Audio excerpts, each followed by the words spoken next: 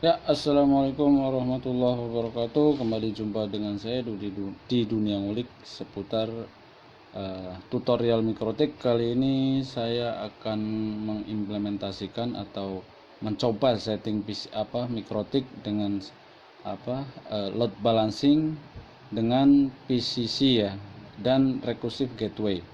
Jadi saya punya dua koneksi di rumah saya, satu dengan IndiHome dan um, satu lagi pakai CBN ya. Jadi seperti ini kira-kira topologinya ya. Topologinya itu dari ESP1 20 Mbps dan ESP2 itu 20 Mbps, menjadi saya punya total 40 Mbps ya. Kira-kira seperti ini. Ether 1 nanti akan saya isi dari IndiHome dan Ether 2 dari CBN masuk di Ether 1 dan Ether 2, sedangkan Ether 3 saya konekkan ke laptop saya untuk pengetesan. Oke. Di sini IP gateway-nya 172.10.10.1 ya untuk laptop saya nantinya. Oke, nanti juga saya akan konfigurasi DHCP server di router saya supaya memudahkan klien terkonek, tidak perlu setting-setting IP lagi. Oh ya, oke. Mungkin kita langsung menuju ke mikrotiknya saja ya. Oh ya, jangan lupa biasakan atau selalulah tonton video dengan atau sampai habis ya, supaya tidak ada salah atau kekeliruan dalam menonton. Jangan menonton sepotong-sepotong, jangan di skip-skip supaya tidak gagal paham gitu ya. Oke, kita langsung lanjut ke mikrotik. Kita sudah masuk ke dalam mikrotik ya. Kita langsung saja melakukan konfigurasi. Untuk pertama mungkin kita akan memberi nama pada interface pada router ya, supaya tidak tertukar atau supaya tidak terbolak-balik atau bingung kitanya. Di sini Ether 1 saya akan kasih komen untuk ESP1, dan Ether 2 itu akan saya kasih komen untuk ISP2 sesuai di topologi ya. ISP1 ke Ether 1, SP2 Ether 2, dan Ether 3 itu akan saya kasih nama LAN. Oke, apply. Oke. Nah, di sini sudah penamaan dari interface di router kita. Yang kedua, kita akan menambahkan IP address ya. IP address ini kita untuk WAN-nya dulu ya. Untuk WAN-nya kita karena memiliki DHCP server dari modem, jadi di sini kita membuat DHCP client ya.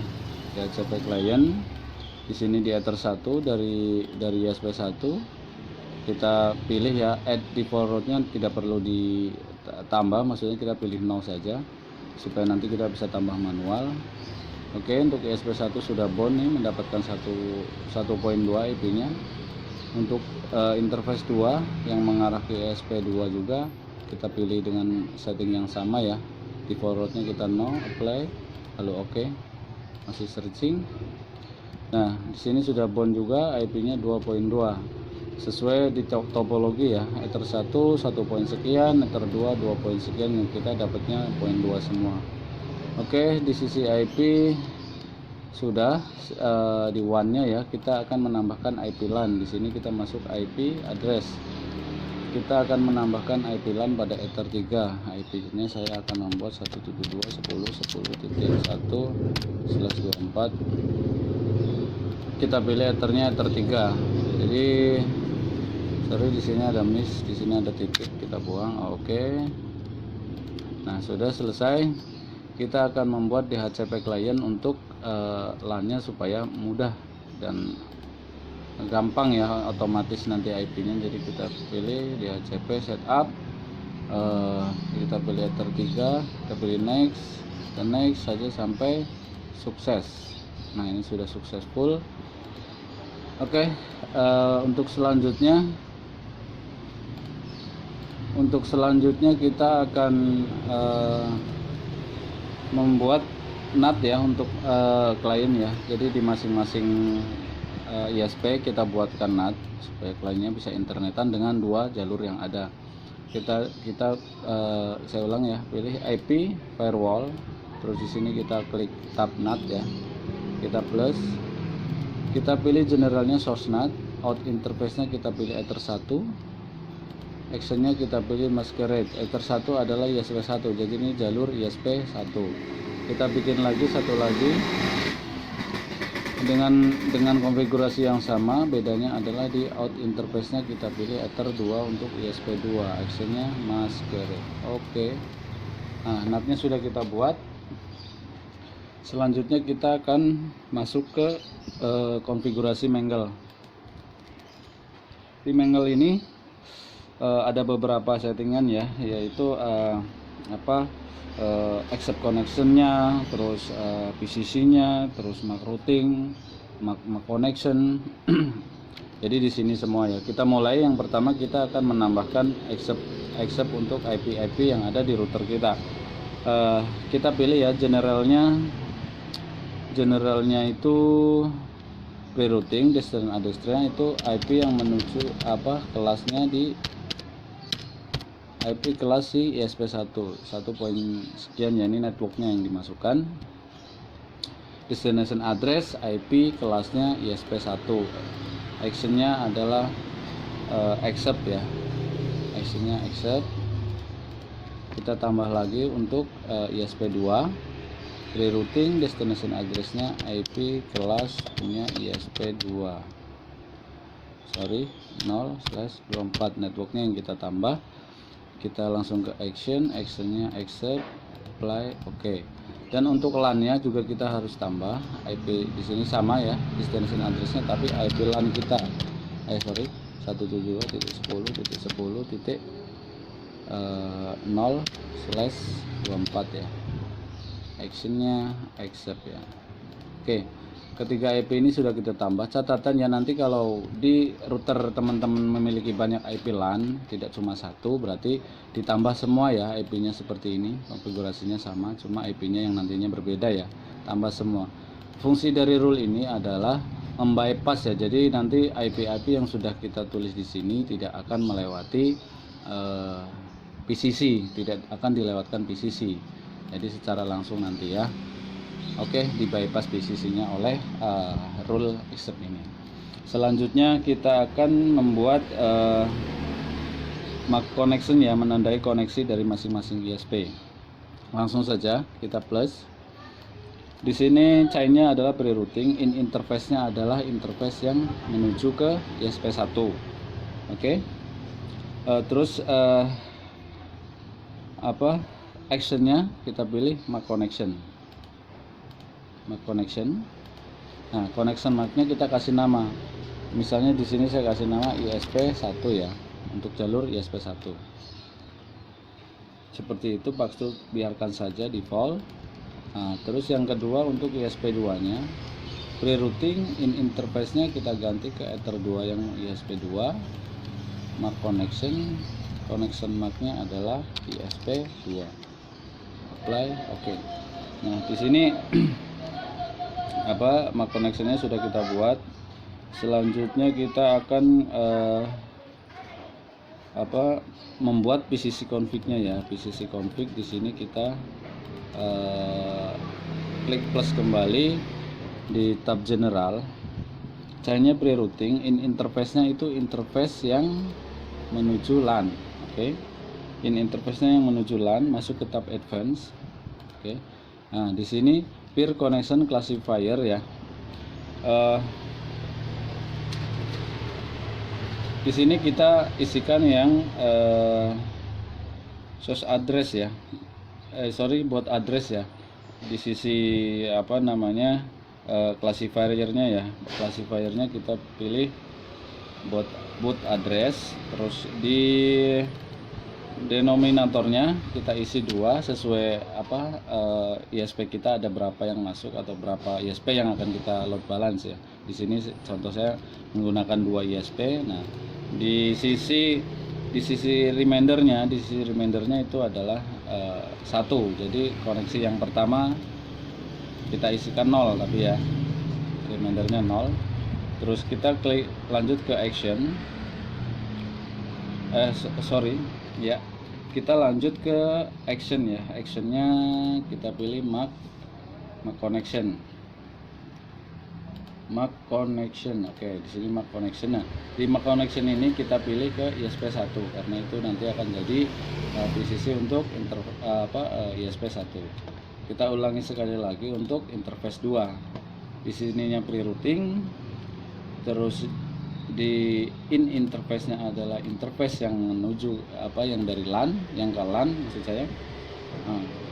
Terus ke tab advance, pair connection classifier-nya kita pilih bit address aja. Terus denominatornya ya kita isikan sama 2. Nah, tapi di sini untuk remainernya kita ganti menjadi 1. Actionnya kita pilih MAC connection MAC-nya kita pilih ISP2, apply, oke. Nah, untuk config PCC-nya sudah selesai ya untuk 2 koneksi ya. Selanjutnya kita akan menambahkan rule routing ya, memetakan routingnya. Jadi kita plus kembali, kita plus chainnya pre-routing. Ini interface-nya interface yang menuju ke LAN kita, Ether 3 punya saya. MAC connection-nya ini, connection MAC-nya ini kita pilih ISP1. Action-nya kita pilih MAC routing. Di sini MAC routing. Routing MAC-nya kita buat misalnya route ISP1 ya. Oke. Password-nya biarkan saja tercentang, apply, oke. Kita buat satu lagi untuk ISP2. Pilih routing, ini interface-nya Ether 3. Connection MAC-nya kita pilih ISP2. Kita langsung ke action. Actionnya itu MAC routing. Routing MAC-nya kita kasih row ISP2. Oke, apply, oke. Nah, classifier sudah kita buat. Selanjutnya kita akan membuat output ya, output dari routingnya. Langsung saja kita klik tanda plus lagi. Chainnya adalah output. Kita membuat output ya. Terus connection MAC-nya adalah connection ISP1 ya. Terus di action MAC routing. Di sini kita pilih routing dari ISP1. Jadi yang masuk dari 1 akan dikeluarkan ke lewat ISP1. Itu kira-kira. Password-nya kita biarkan saja. Nah, kita tambahkan satu lagi untuk ISP2. Chainnya output. MAC connection MAC-nya kita pilih ISP2. Actionnya adalah MAC routing, ya kan?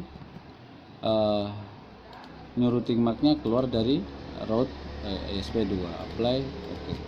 Nah, untuk pemetaan outputnya sudah selesai. Selanjutnya kita akan membuat recursive gateway ya, kita tambahkan. Jadi recursive gateway ini nanti untuk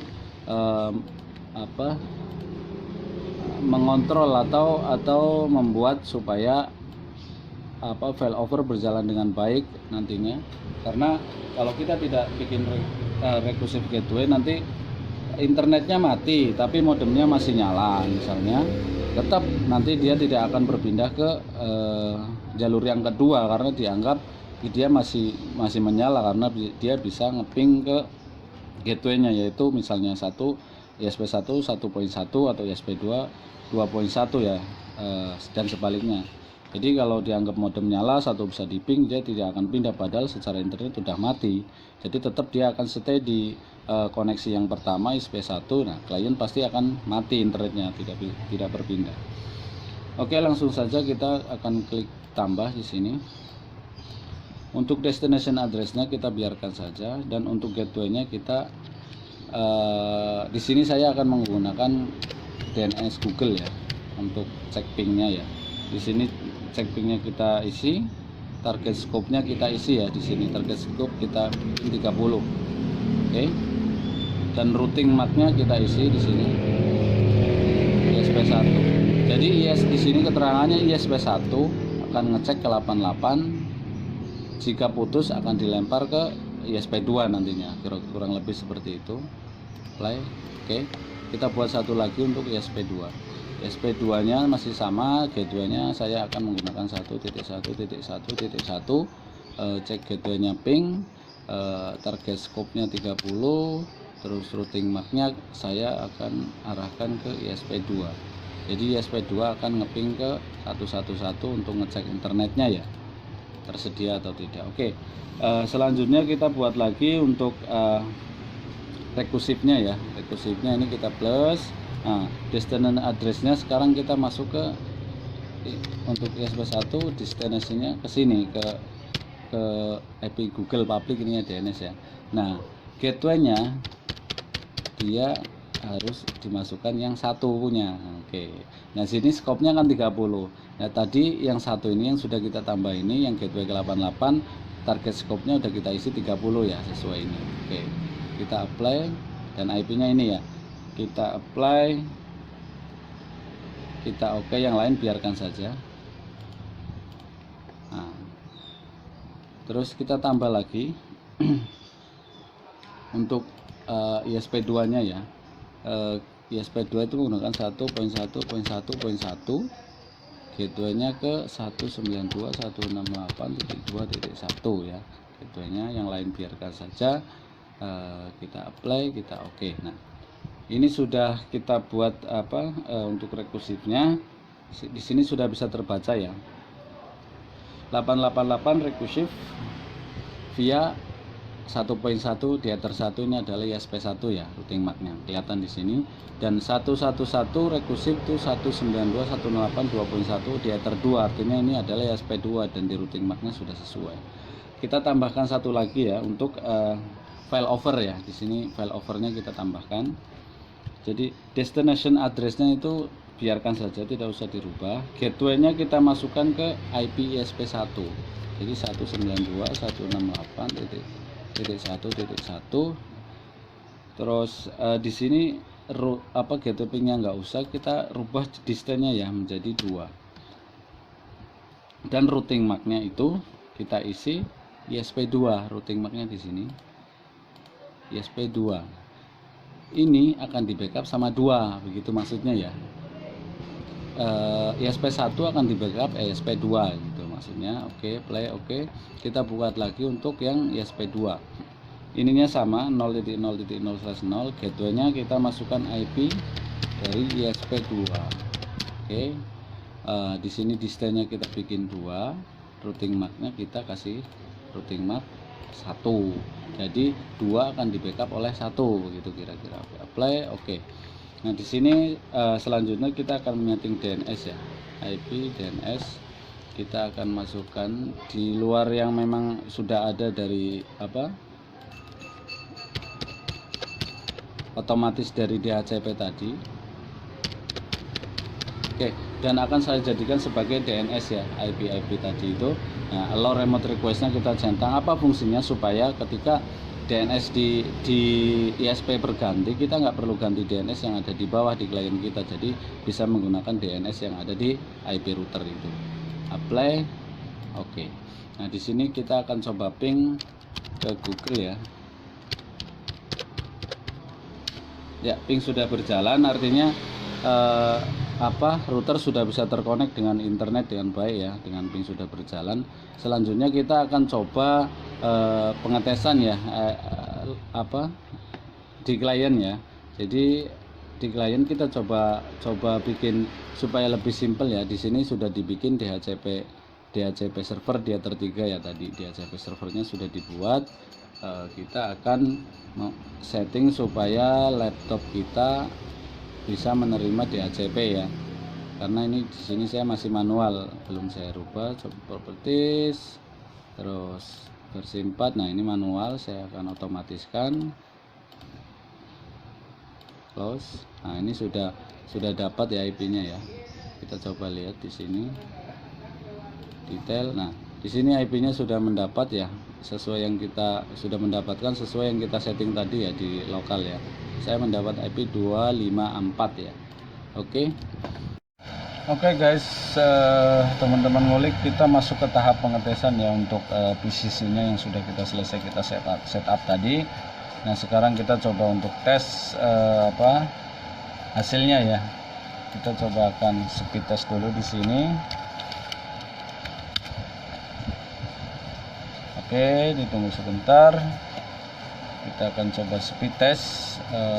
Kelihatan di sini sih kalau untuk koneksi kayaknya berjalan dengan baik ya di sini. Jadi dua-duanya mengisi. Nah, di sini yang terbaca Telkomnya ya. Dia random sih terbacanya. Kadang Telkom, kadang juga untuk Telkom ini yang pertama, kadang juga yang kedua, yang CBN-nya.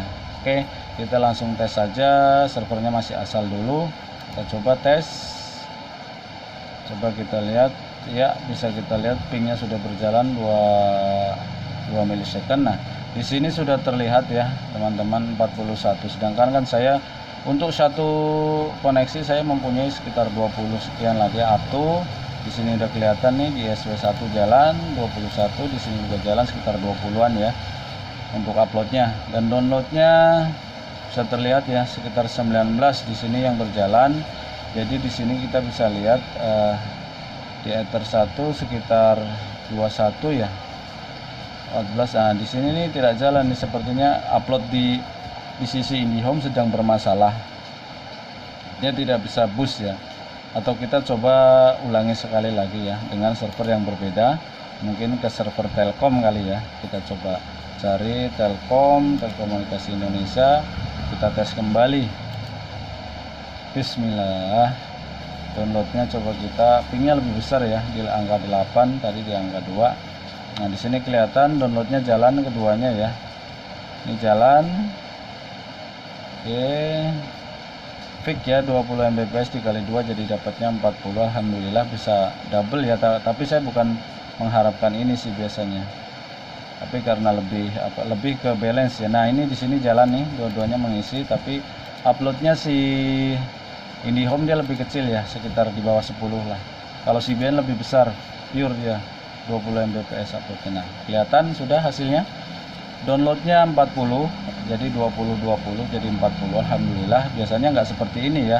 Biasanya lebih ke keseimbangan pemakaiannya ya. Tapi alhamdulillah kita tarik full dengan speed test dia dapat.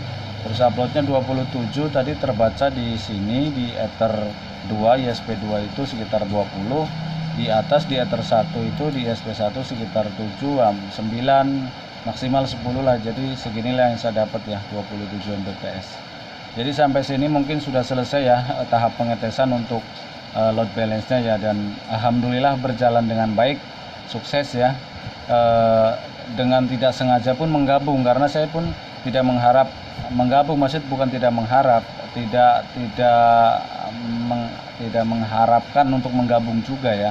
Karena yang saya tahu kalau load balance itu ya tidak menggabung, tapi menyeimbangkan traffic yang request dari klien dengan sumber internet yang kita punya. Jadi kalau memang adanya requestnya 40 ya akan dikasih 40 dari dua arah begitu ya. Oke, sampai di sini dulu aja untuk load balance PCC dengan recursive gateway. Oh ya sorry, kita belum ngetes untuk recursifnya ya, untuk failovernya ya. Jadi failover kita coba tes di sini ping. Oke, google.com ya. Kita ping ke internet. Nah, di sini kita akan disable salah satu interface mungkin yang kita akan coba karena dia jalan di Ether 1, kita akan disable yang satu dulu ya. Kita coba disable. Kita lihat di sini. Nah, dia masih berjalan ya. Artinya dia berjalan dengan ISP2. Karena yang satu jelas-jelas sudah saya disable ya. Tidak bisa untuk mengakses internet dari di sini dari IndiHome. Nah, sekarang akan saya nyalakan kembali. Nah, saya akan disable. Nah, ini udah R. Nah, saya akan matikan yang Ether 2 untuk ISP2. Oke, kita lihat tidak ada putus ya guys. Jadi ini sih secara teori recursive gateway-nya atau perpindahan backupnya itu maksimal sih 30 detik ya. 30 detik maksimal sekali, tapi biasanya kurang dari itu, dan ternyata sama sekali tidak ada delay di sini ya. tidak ada delay putus RTO 1 atau 2 detik gitu, 2 milisecond malah nggak ada, jadi dia langsung menyala terus tanpa putus ya untuk ping. Oke, di sini berarti kita nyatakan sudah berhasil, alhamdulillah.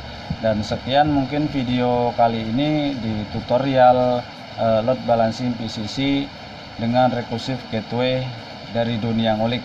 Sampai ketemu di video-video berikutnya. Jangan lupa dukung dengan cara like, comment, subscribe, dan share ke teman-teman YouTuber semua. Mudah-mudahan kita bisa bertemu lagi di video berikutnya. Sekian, assalamualaikum warahmatullahi wabarakatuh.